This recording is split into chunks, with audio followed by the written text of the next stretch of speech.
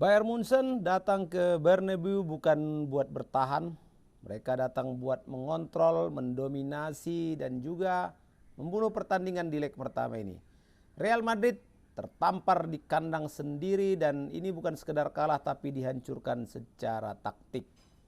Sobat-sobat Papatola, kita ulas dulu review match ya, pertandingan yang baru saja selesai tadi antara Real Madrid versus Bayern Munchen di leg pertama perempat final Champions League.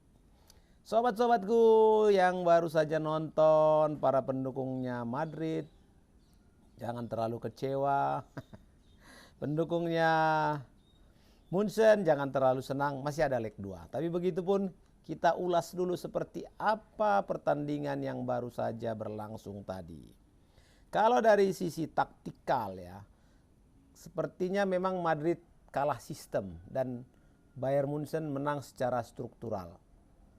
Apa itu yang maksud struktur awalnya ya? Bayern ini datang bukan untuk bertahan. Dari menit awal itu kelihatan jelas ya bagaimana pendekatan yang dilakukan oleh Vincent Kompany. Jadi Bayern mainnya high pressing ditambah dengan positional play yang begitu rapi. Build up mereka sabar ya, tapi agresif saat masuk final third. Nah, di situ dia perbedaannya. Kalau dari bawahnya masih sabar nih, tengah masih sabar, tapi sepertiga, wow, langsung agresif. Dan sirkulasi bolanya begitu cepat, ini yang membuat Madrid kehilangan bentuk. Nah, berbanding terbalik dengan Alvaro Arbeloa yang justru memilih mid low block ya, mid low blocknya dan kemudian transisi cepat. Tapi terkesan memang Madrid hanya mengandalkan duel individu Kylian Mbappe dan juga Vinicius Junior. Jadi problemnya Madrid ini terlalu dalam dan sehingga membuat jarak antar lininya begitu renggang. Apalagi saat rebut bola ya, supportnya terlalu jauh, jadi membuat serangan mereka terputus. Nah kalau di babak pertama ya kita lihat bagaimana Bayern Munchen begitu mendominasi total secara posisi dan juga secara tempo permainan. Jadi memang bukan skor akhir 2-1 bukan sekedar unggul tipis itu, tapi dominasi strukturalnya kelihatan sekali. Apa yang membuat Madrid begitu kesulitan menghadapi Munchen tadi? Terutama di fullback ya, sisi kanan. Ini sering tertinggal dalam proses transisi. Jadi gelandangnya kalah jumlah saat build up Bayern ya. Dan juga tentu saja pressing dari Madrid nggak sinkron. Itu contohnya gini, contohnya paling jelas kita lihat peluang dari Dayot Upamecano ya. Ini kan harusnya gol ya, tapi kita bisa saksikan sendiri bagaimana peluang seperti itu tidak bisa menjadikan gol. Nah, kesalahan build up kemudian hampir jadi gol itu dari Serge Gnabry.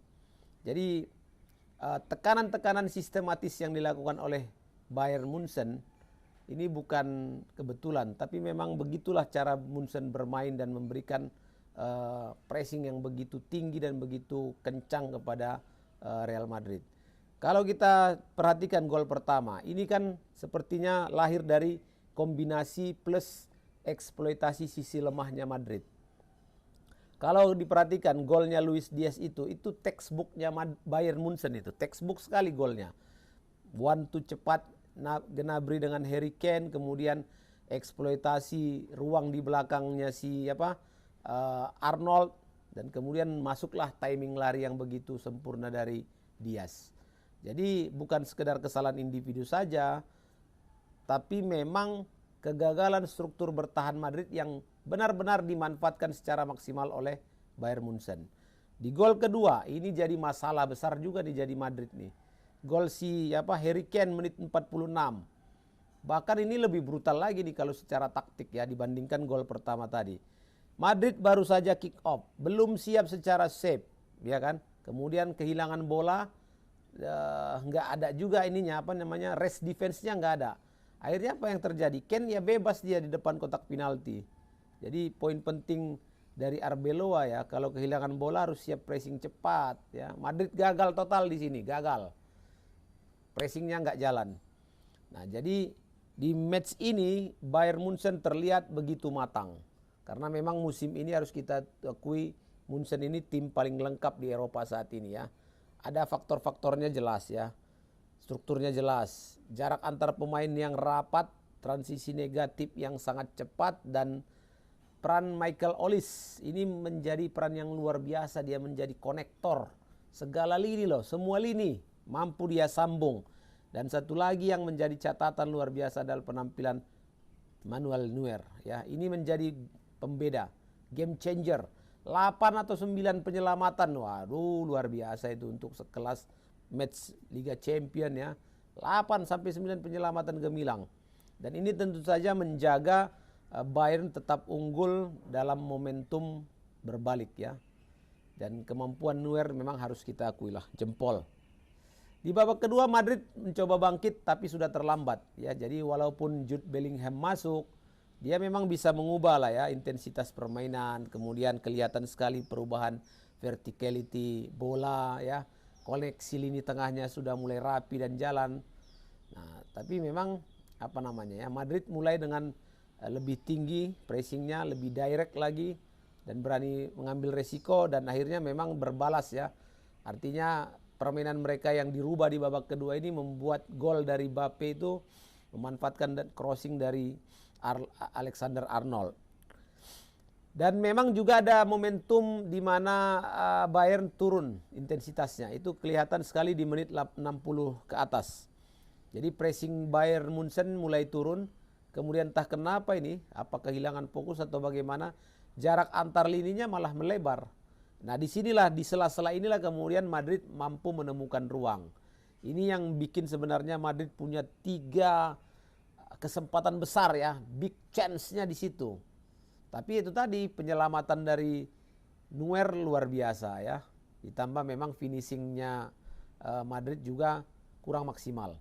Jadi secara overall ya, kesimpulan di match ini, kenapa Bayern Munchen bisa menang? Karena memang struktur mereka lebih matang, kemudian transisinya lebih cepat dan lebih klinis di momen-momen penting. Apalagi sejak awal Munchen tuh mampu mendominasi pertandingan. 60 menit loh mereka betul-betul menguasai permainan. Dan Madrid kekalahannya ya karena pertama kesalahan sendiri, 2 gol itu ya. Dan kemudian build up-nya rapuh saat ditekan dan terlalu reaktif. Jadi bukan proaktif. Kalau untuk analisa leg 2 di Allianz Arena, ya kita pun siapapun tahu ya, menghadapi Munchen di kandangnya sendiri ini luar biasa. Catatan-catatan sejarah lah kita tinggal lihat. Walaupun tetap punya peluang bagi Madrid ya, tapi memang Bayern Munchen kan dengan imbang saja kan sudah lolos ini. Tapi Madrid wajib menang. Agregat memang unggul saat ini Munchen 2-1. Peluang Bayern pasti lebih favorit di peluang untuk menang. Tapi ada warning lah ya, mereka sempat goyah saat ditekan, kelihatan di golnya Mbappe. Dan jika terlalu bertahan, ini bisa kena DNA-nya Madrid, DNA comeback-nya ya. Dan juga diperhatikan bahwa ini UCL ya. Jadi UCL itu Munchen harus hati-hati kepada Madrid. Karena apa? Karena UCL ya kan. Jadi Madrid ini agak-agak boleh dikatakan monsternya comeback di UCL. Jadi hati-hati aja ya. Ya untuk Munchen peluang besar untuk bisa lolos ke semifinal. Tapi begitupun Madrid juga masih punya peluang.